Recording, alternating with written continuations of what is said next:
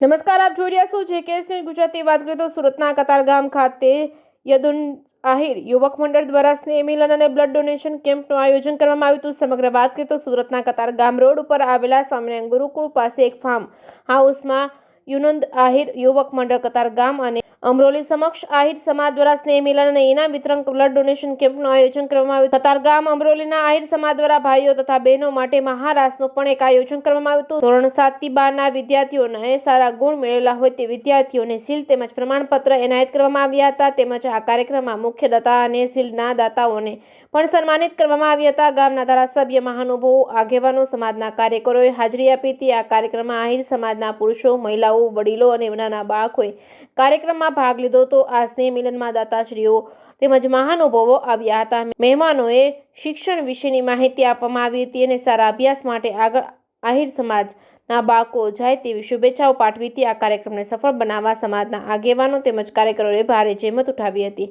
જેકેએસ news Gujarati સાથે અર્શી આહિર, ઉપલેટા.